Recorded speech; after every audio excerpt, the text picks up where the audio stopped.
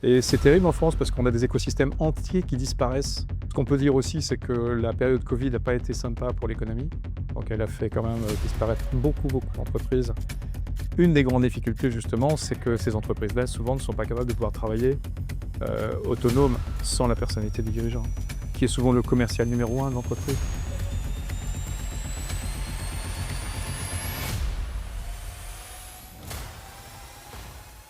Bonjour à toutes et à tous.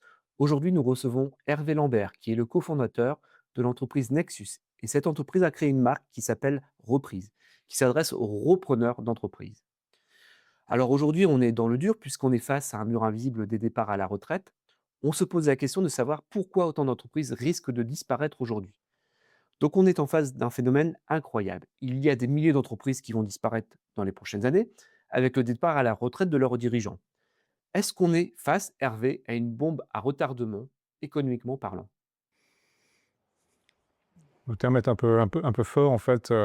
Bon, c'est un peu la tarte à la crème de parler de la transmission d'entreprise aujourd'hui. Il n'y a pas un article de presse, une information dans les médias et dans les réseaux sociaux qui ne parle pas de papy boom.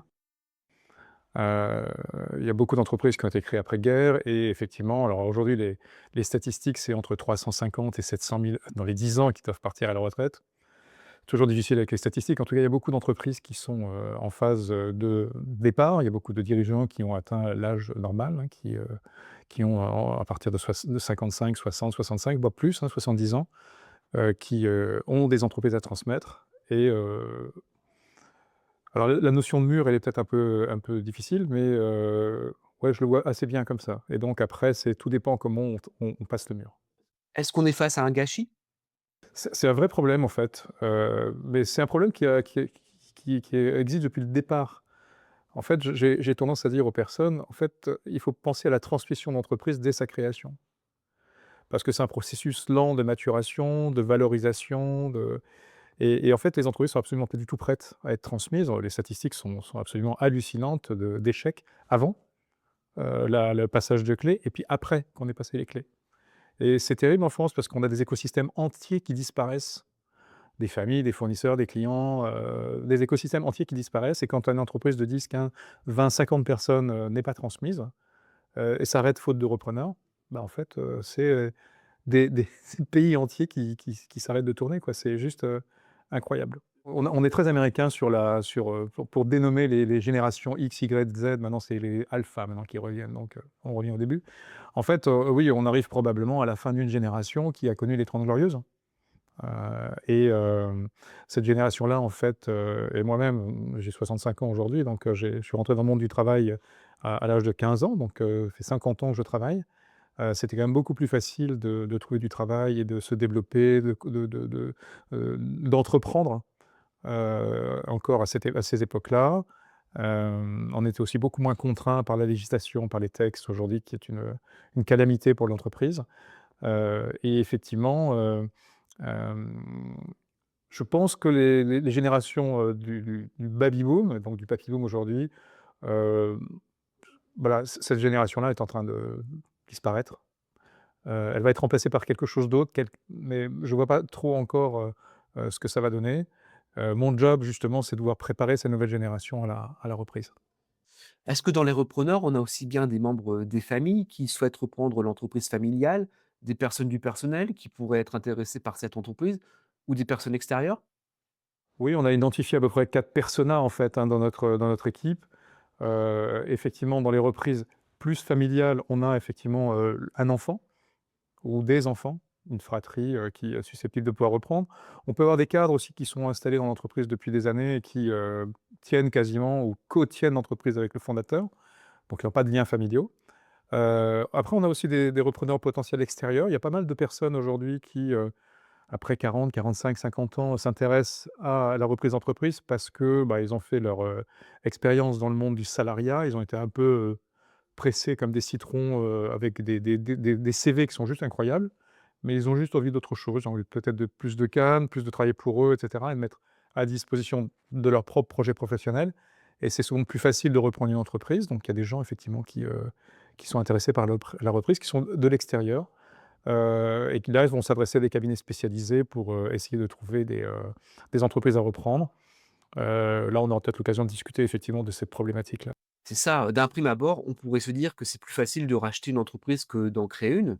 Mais malgré tout, avec le nombre d'échecs que l'on voit et le nombre de dossiers sans repreneur, c'est presque paradoxal. Oui, alors j'ai une longue expérience de la création d'entreprise. J'ai longtemps formé pour, la région, Alsace, quand ça s'appelait encore l'Alsace, pour des programmes de création d'entreprise. J'ai longtemps formé pour, la chambre des métiers notamment, et la chambre de commerce, et depuis 15 ans, je travaille beaucoup sur des transmissions.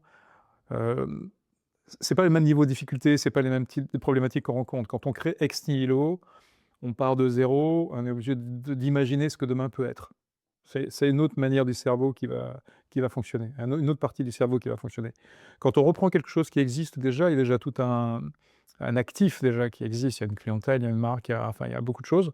Effectivement, c'est beaucoup plus cher que de créer, ex nihilo souvent, quoique ça dépend si on est en mode start-up ou pas. Alors c'est pas les mêmes réflexions, c'est pas la même stratégie, c'est pas la même vision. Moi, il me semble aujourd'hui, en tout cas, je trouve ça plus intéressant de pouvoir reprendre quelque chose qui existe déjà, parce que c'est aussi une histoire de transmettre quelque chose aussi. Heu, voilà, donc Est-ce que tous les secteurs sont concernés par ce phénomène? oui, en matière de transmission d'entreprise, on a, eu des créateurs d'entreprises dans tous les domaines, donc du service, de l'artisanat, du commerce. Heu, ce qu'on peut dire aussi, c'est que la période covid n'a pas été sympa pour l'économie, donc elle a fait quand même, disparaître beaucoup, beaucoup d'entreprises, qui étaient possiblement, transmissibles et cessibles, et en fait, il y a eu des morts prématurées de beaucoup, beaucoup d'entreprises. Si vous allez en centre-ville, on on voit bien qu'il n'y a plus un commerce d'ouvert. On parle de la main invisible quand on parle de l'étranger, mais il y a vraiment une main visible en France, dans notre pays, et je pense qu'on met pas forcément l'effort et l'énergie au bon endroit, pour l'économie. Il y a beaucoup d'entreprises qui méritent effectivement d'être sauvées, d'être sauvegardées et d'être accompagnées. Est-ce qu'on manque de repreneurs ou d'entreprises réellement transmissibles? J'ai lu beaucoup de choses sur le sujet, puis sur ma pratique de terrain aussi, sur alors la fourchette est là, c'est 350 000 à 700 000 entreprises, qui sont à transmettre. En tout cas qui devront être transmises. Les statistiques montrent que les entreprises qui sont véritablement transmissibles, c'est beaucoup plus faible que ça. C'est beaucoup plus faible que ça parce que, il y a un certain nombre de prérequis pour qu'une entreprise soit transmissible, et ces prérequis, généralement, font l'objet d'une préparation en amont.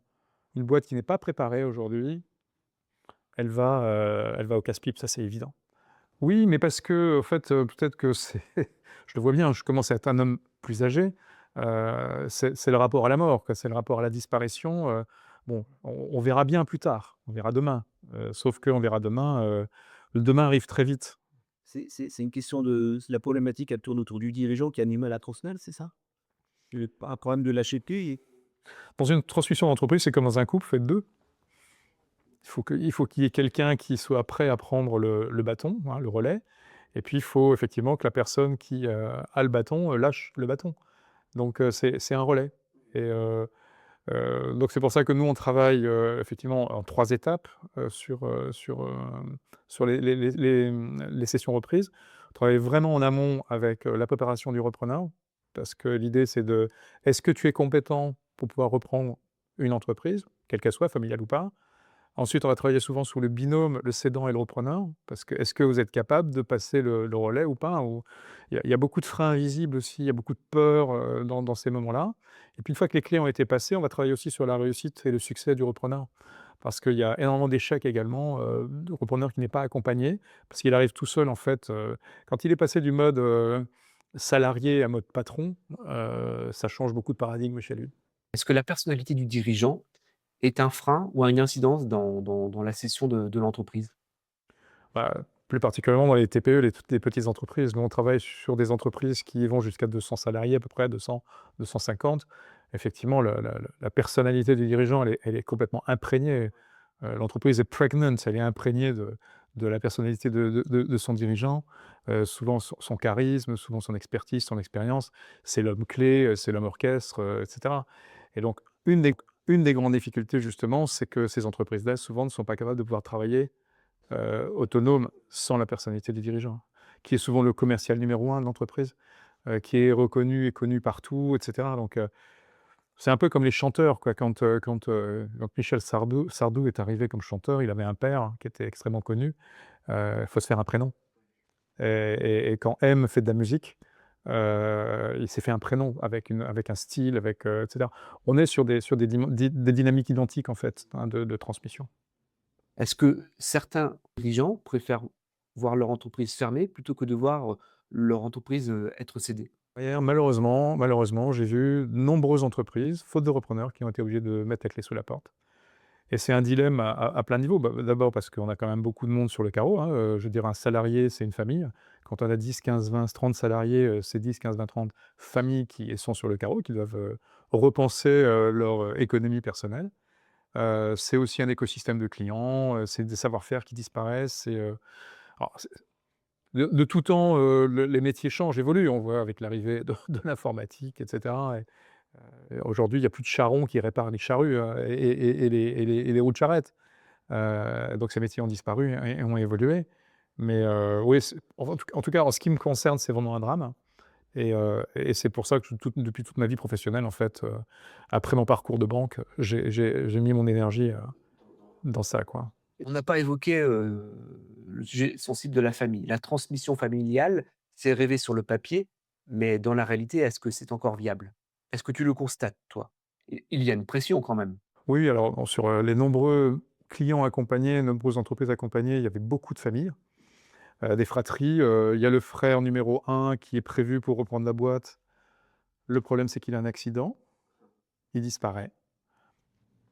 C'est le frère numéro 2 qui lui veut faire moniteur de ski. On lui dit: «Mais mon gars, tu vas reprendre la boîte?» «Ben non». «Bah si». «OK». Ben, il le fait donc c'est à ce moment-là qu'on arrive à la troisième étape effectivement, où il faut accompagner quelqu'un qui a pas envie, mais qui par, allégeance familiale va se forcer à le faire.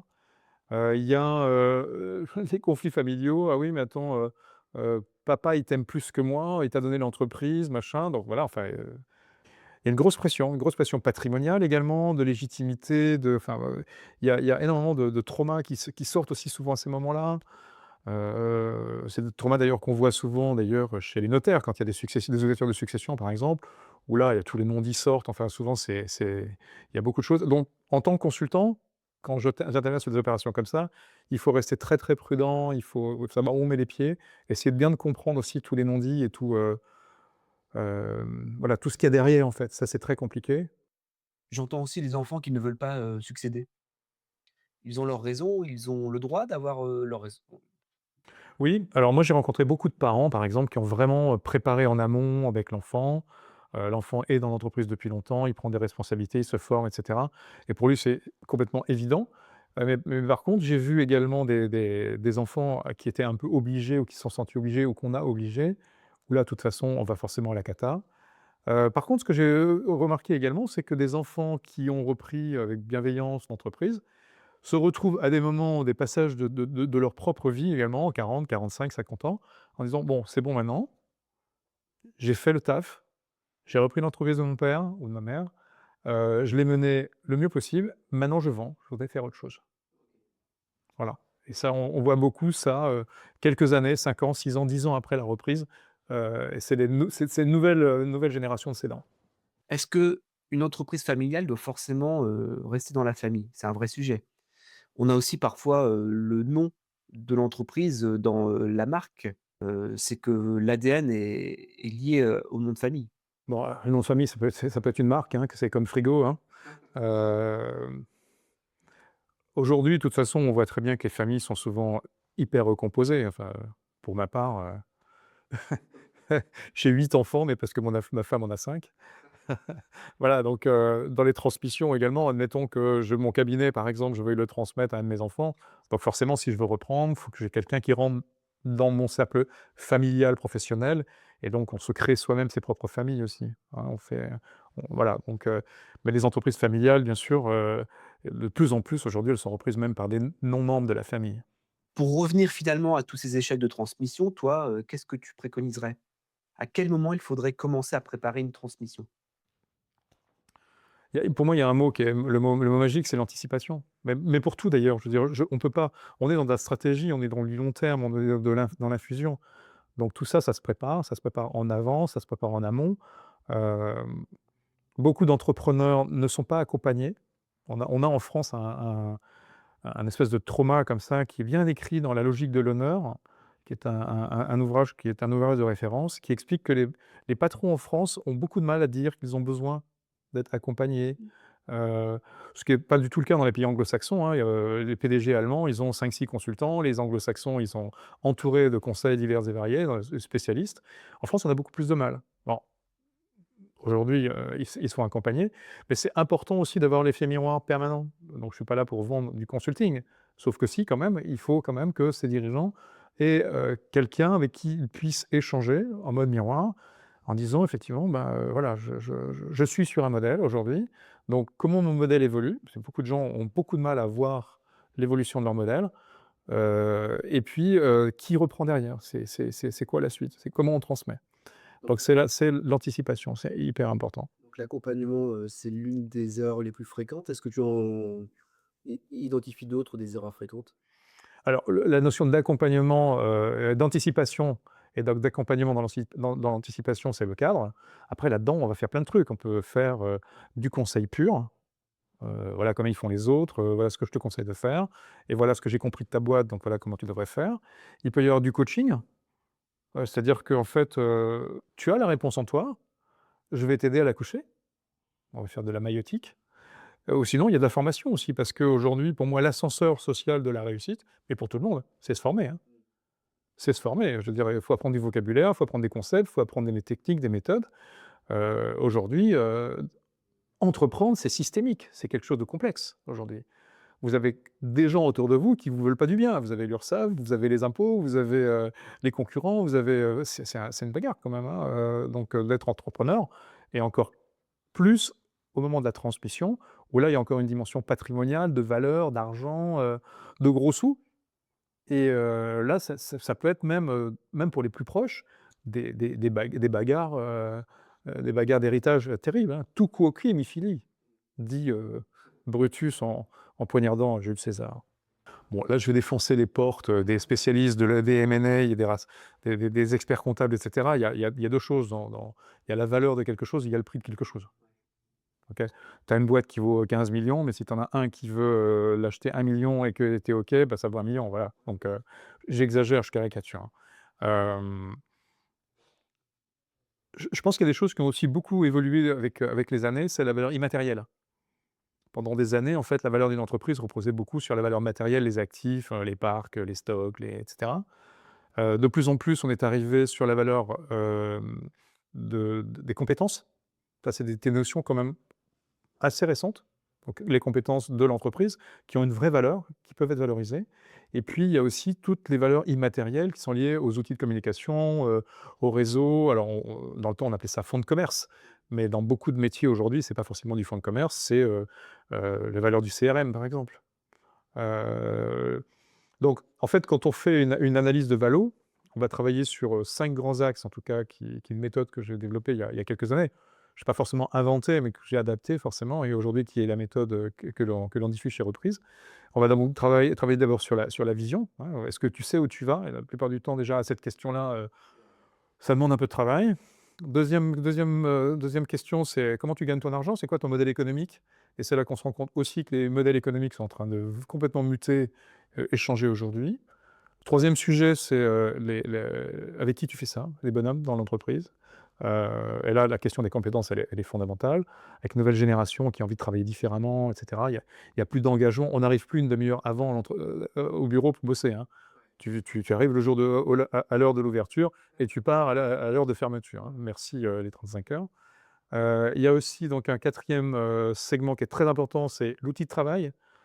Aujourd'hui, l'outil de travail, il est beaucoup, numérique, il est beaucoup digital, il est beaucoup incorporel. Bien sûr, il y a des outils, physiques, hein.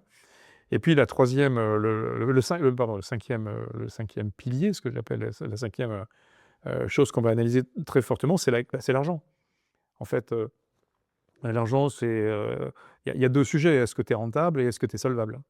Et ça, c'est mes réminiscences de banquier, qui me disaient qu'une entreprise doit effectivement gagner de l'argent parce que cet argent, c'est bien pour l'investissement, c'est bien pour, faire tourner la machine, hein, c'est bien pour générer la trésorerie Et la solvabilité, c'est aussi les grands équilibres. Tu es pas trop endetté, voilà, tu respectes un certain nombre de normes de sécurité financière et donc quand on fait une approche d'analyse d'entreprise stratégique, généralement, on fait un passage sur ces 5 grands axes et là, il y a matière à consulting, il y a matière à formation, il y a matière à coaching et puis il y a matière surtout à faire travailler d'autres, conseils de l'écosystème. Un banquier, un comptable, un avocat et cetera. Est-ce que c'est important d'être bien structuré avant de faire, la reprise? Est-ce que les équipes en place qui font est-ce que ce sont les équipes en place qui font que le projet va bien être transmis, par la suite au repreneur? Oui, enfin bon, encore une fois, la première chose que je fais quand je fais une mission en entreprise, je demande de montrer l'organigramme, et puis est-ce qu'il y a des définitions de postes et de fonctions pour savoir qui fait quoi dans l'entreprise? Parce qu'en fait, aujourd'hui, les entreprises, c'est des bonhommes, quoi. C'est des gens, et ces gens-là, ils sont ou pas au bon endroit. Donc ça, c'est le premier sujet. Le deuxième sujet, c'est est-ce que la boîte, elle tourne pendant 3 mois si tu es pas là? Et ça, c'est un deuxième sujet pour le dirigeant. Si c'est possible, ça veut dire que là, les prémices d'une transmission réussie sont déjà bien posées. Alors tu parlais tout à l'heure de la perte de savoir-faire qu'on peut se constater avec, une fermeture d'entreprise. Donc quand une entreprise ferme, on perd plus qu'une société, on perd une histoire, des emplois parfois. Et donc ce savoir-faire qui en plus en France est dans un certain secteur assez important, est-ce qu'on en parle assez de ce sujet? Parce que c'est dramatique, quoi. Bah, le savoir-faire, c'est d'immatériel, donc forcément, quand ça disparaît, tu le vois pas tout de suite. Hem, une entreprise de serrurerie, spécialisée dans la découpe laser, t'en prends 10. Celle-là, elle est excellente parce que ça fait des années que, c'est écrit nulle part ça, sauf que les gars, ils savent faire, quoi. Ils ont un rapport à la machine, ils ont un rapport à la commande du client, enfin, c'est écrit nulle part. Tu peux même pas l'écrire dans un protocole. Quand la boîte, elle ferme, ça disparaît, plus personne ne voit rien. Et on se dit: «Mais c'est des produits merdiques, hein, qui sont produits en ce moment par des autres», alors que celle-là, elle était vraiment, vraiment excellente. On en a parlé tout à l'heure, mais au final, est-ce que c'est une histoire de génération? Pourquoi créer une entreprise attire plus souvent que de reprendre une entreprise aujourd'hui? Parce que la création d'entreprises ex nihilo, c'est aussi pas les mêmes budgets. Je veux dire aujourd'hui, tu peux immatriculer une entreprise avec 1 € déjà pour commencer. Pourtant, les banques, te suivent peut-être plus sur une reprise que sur une création, mais s'il y a un investissement financier qui est beaucoup plus important, il y a quand même une sécurité aussi. Donc la prise de risque, même s'il faut un investissement, elle est moindre. Il y a moins de risques. Alors j'ai fait de la banque pendant une petite quinzaine d'années, donc j'ai encore des restes. Hem, bon, d'abord, la base, c'est que la banque ne prête qu'aux riches, mais ça, c'est là aussi, je défonce quelque chose que tout le monde sait. Effectivement, heu, le système bancaire, lui, c'est un commerçant, il va prêter de l'argent qui lui appartient pas ou qui appartient à ses déposants ou à la limite ses fonds propres, à des gens qui sont susceptibles de ne pas pouvoir lui rembourser. Donc forcément, le banquier, il va regarder son risque et dans ce travail-là, il va, demander généralement des projections. Voilà, on lui demande toujours 3 ans, 5 ans de projection. Puis il va analyser, le passé. Alors si c'est une création ex nihilo, il y a pas de passé. Le seul passé qu'on peut avoir, c'est le profil du créateur. Bon, voilà. Donc il y a tout un élément enfin, le système aujourd'hui, moi de mon temps, tu vois, je parle déjà comme un vieux schnock, mais de mon temps, j'ai quitté la banque en 95, on avait quand même, des outils à la décision, des scorings, qui nous permettaient quand même de pouvoir valider ou pas un dossier, parce qu'on avait des délégations à titre personnel, et on pouvait signer des dossiers. Aujourd'hui, c'est quasiment plus possible. Aujourd'hui, c'est que des scorings, c'est que des algorithmes qui décident ou pas de financer. La part de décision, enfin, ça fait longtemps que je suis pas allé derrière les bureaux de la banque, donc j'ai peut-être aussi un angle mort à ce niveau-là, mais j'ai vraiment l'impression aujourd'hui que, les systèmes décident à la place des humains, quoi. Donc c'est très difficile d'obtenir des financements et il y a eu aussi beaucoup d'échecs, il y a eu beaucoup de faillites et cetera. Alors heureusement qu'il y a des banques comme BPI, par exemple, la banque Public Investissement, qui permettent de financer, de contre-garantir. Mais sans ça, je ne vois pas comment aujourd'hui, tu veux reprendre une boîte avec un financement de 4 ou 5 millions d'euros, si tu ne les as pas en garantie. Je veux dire, je ne connais pas beaucoup de monde qui ont, comme ça, 4 ou 5 millions d'euros de garantie à filer pour un crédit, pour acheter une boîte ou voilà, tu vois? Donc Le financement, c'est quelque chose de complexe. Alors, les régions, elles ont des financements spécifiques, hein, des prêts participatifs. Le système bancaire a toute une panoplie également de financement. Mais il est clair effectivement que le système bancaire aujourd'hui, bah, il c'est comme toujours, hein, en fait, il prête à des gens sur lesquels il sait qu'il va être remboursé. Voilà, ça c'est la base. Si tu avais une baguette magique pour endiguer un peu ce phénomène, pour, atténuer le risque d'échec, qu'est-ce que tu changerais? On est une collectivité en France, en Europe, dans nos régions et cetera. On est des collectivités d'hommes entrepreneurs, hein, parce qu'il faut absolument des entrepreneurs pour pouvoir, entreprendre, développer des projets et faire en sorte que, par la richesse qui est créée et donc les impôts qui sont payés, on puisse payer pour la communauté. À ce titre-là, d'ailleurs, on a une très, très mauvaise image des entrepreneurs, hein. Il y a pas à l'école, on n'enseigne pas l'entrepreneuriat et on dénigre beaucoup l'entrepreneuriat. J'ai toujours fait attention, par exemple, à la voiture que j'achetais depuis 30 ans pour aller voir mes clients, parce que je suis en France. Si j'étais en Allemagne, au Luxembourg, partout ailleurs, j'aurais pas du tout la même voiture. Mais parce qu'effectivement, les signes extérieurs de réussite sociale sont souvent très mal interprétés. Moi, ce que je vois en tout cas, c'est qu'il y a beaucoup de créateurs d'entreprises que j'ai accompagnés au départ. J'étais membre fondateur, de Cap Création Initiative, qui est une plateforme d'initiative locale, pour faire des prêts d'honneur, d'amorçage aux créateurs. Et ces jeunes-là que j'ai financés en 95, ils arrivent à la transmission maintenant. Et donc et oui, et oui, et donc mon travail à moi, ça a consisté pendant toutes ces années, effectivement, à les préparer à ça. Et je sais, vraiment par expérience, parce que j'ai vécu dans ma chair, que, si tu prépares pas, tu te mets, des enfin, c'est une balle dans le pied, quoi. Il faut vraiment préparer. Donc la baguette magique, je suis pas sûr qu'on puisse faire la baguette magique. Non, par contre, il faut infuser. C'est la cérémonie du thé à la japonaise. Tu prends les bons ingrédients, tu prends le temps de le préparer et cetera et tu fais le mieux possible pour faire en sorte que tu aies un thé qui soit délicieux. Heu et donc pour moi, il y a pas de secret, c'est la préparation. J'aime bien le terme crise silencieuse. C'est une crise silencieuse si je fais le lien avec la disparition des écosystèmes et cetera, du fait que la disparition d'une entreprise, c'est pas uniquement une boîte qui disparaît, c'est tout un écosystème qui disparaît et ça, c'est relativement silencieux, donc on peut appeler ça crise silencieuse. J'aime bien l'idée. Hem je suis un homme d'engagement depuis de nombreuses années. Je suis un homme de transmission. Ça fait des années que je transmets à ma modeste mesure. Je suis persuadé que, en étant beaucoup plus présent avant, on va avoir moins d'échecs, moins de difficultés, en étant plus présent après. Il y a tout un écosystème ensuite qui va bénéficier de tout ça. Un expert comptable, il garde son client longtemps. Un avocat, il a plein de contrats à faire. Un assureur, il a plein d'assurances à vendre et cetera. Donc tout l'écosystème qui tourne autour de l'entreprise, va y gagner. Donc on a vraiment besoin d'avoir, des entreprises qui vivent, hein, qui survivent, enfin qui survivent au cap difficile de la transmission, mais qui se développent ensuite après. Donc si on a des gens comme nous chez Reprise, mais on n'est pas tout seul, je veux dire, qui, apportons notre pierre à cet édifice-là, forcément que ça va avoir des résultats, positifs. En tout cas, nous, on a l'ambition d'être, identifiés dans quelques années comme étant, un des cabinets référents, notamment dans le Grand Est, si possible en France, heu, qui, hem, qui contribuent à, la sécurisation des passages, hein.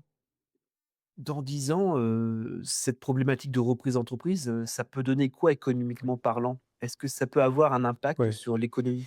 on est tous responsables, hein, et puis on aimerait bien surtout qu'on ait des pardon, je je j'aimerais bien que nous ayons, dans nos gouvernements, des entrepreneurs. Des gens qui savent ce que c'est et qui estiment que l'entreprise, c'est une cause nationale. Il faut arrêter de vendre et brader notre capital. On n'a pas besoin de vendre Alstom, on n'a pas besoin de vendre, Aéroports de Paris, on n'a pas besoin de vendre ce qui marche et ce qui fonctionne aux tiers, à l'étranger. On a besoin de réussir en France avec nos entreprises et nos entrepreneurs. Voilà, et c'est pas tous des gangsters, les entrepreneurs.